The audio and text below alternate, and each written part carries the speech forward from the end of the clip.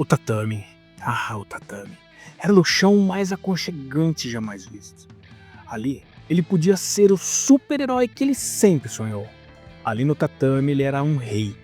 O jiu-jitsu dava então uma segunda chance. Aquele garoto magricela que chegou ao UFC, poucos conhecem. Poucos sabem que o do Bronx, com apenas 17 anos, finalizou 3 oponentes em um evento profissional de MMA. E ele chegou. E no começo não era o do Bronx que a gente conhece hoje em dia, que nós o conhecemos. Era um lutador magro, técnico e bem inconstante. Algo como até inconsequente. Ganhava uma luta, perdia outra, mudava de categoria. E o público dizia, ele não tem gás, ele não tem preparo, ele não tem coração.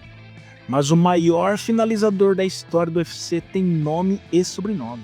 O homem que saiu do Guarujá e conquistou o mundo com a sua garra, com a sua técnica, com as suas finalizações. Quando criança, ele foi desacreditado. Quando adolescente, ele foi humilhado. E ainda assim, nunca desistiu. E de batalha em batalha, o seu nome será lembrado pela eternidade. Charles do Bronx Oliveira, o homem que transformou a dor em combustível e o chão frio da terra batida do tatame no octógono mais famoso do mundo. Hoje, ele é um símbolo de superação. Mas para entender quem é o campeão, é preciso conhecer o garoto que quase não teve chance de tentar. Charles nasceu no Guarujá, litoral de São Paulo. Filho de pais humildes, criado no lugar onde o futuro de alguns costuma acabar cedo. Quando criança, uma doença grave quase o impediu de tentar. Os médicos disseram, ele talvez nunca. Mas ele era teimoso e queria viver a vida como todas as outras crianças. Enquanto os meninos da sua rua jogavam bola, ele olhava pela janela e sonhava. Um dia. E de tanto insistir, ele entrou em uma academia de jiu-jitsu. Pois é, foi amor à primeira vista. Algo como se Deus tivesse colocado aquele menino sonhador no lugar mais puro, caloroso e macio. E enquanto muitos duvidavam, Charles continuava impávido e imbatível. Pois o leão tem fome. Mas que ninguém sabia que enquanto o mundo duvidava, ele estava mudando, estudando, treinando e se aprimorando para o que viria pela frente. Charles começou a moldar o seu jogo, a melhorar o seu strike, se tornou muito mais frio, preciso e impiedoso. E então, um novo lutador nasceu. Um lutador que entrava sorrindo e saía sem olhar para trás, os corpos deixados caídos no chão frio do octógono apagado. O do Bronx havia despertado. Mata-leão, triângulo, chave de braço, guilhotina. Ele não vencia, ele finalizava e se tornou o maior finalizador do maior evento da Terra. Quando nocauteou Michael Chandler e ergueu o cinturão, o menino do Guarujá virou o rei do mundo.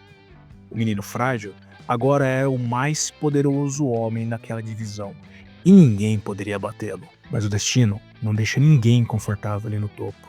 E Charles então sucumbiu. Uma derrota dura, fria, que silenciou o mundo.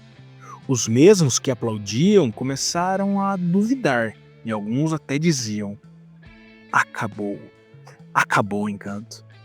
Ele não é mais o mesmo. Mas todos se esqueceram que Charles nasceu para contrariar o impossível. Charles nasceu para provar que o leão nunca perde a fome. Para muitos ali era o fim, mas não para o do Bronx. O garoto calado passou a falar ainda menos. Treinou mais, ficou mais forte, mais técnico, mais duro do que o ferro forjado no calor mais intenso. E o mundo então pôde ver um homem em chamas, que golpe após golpe destruía seus rivais, mesmo quando perdia. E então, o mundo entendeu que o do Bronx voltou mais maduro, mais técnico e muito mais perigoso do que nunca. Agora a luta em casa, arena lotada, Brasil gritando a plenos pulmões: Charles, Charles!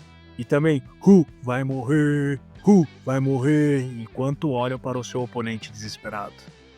No Brasil a coisa é um pouco diferente. no país que criou o Vale Tudo e viu crescer o garoto pobre e debilitado do Guarujá, qualquer oponente treme. Mas o mais importante de tudo é que Charles não luta por fama. Ele luta por um propósito muito maior.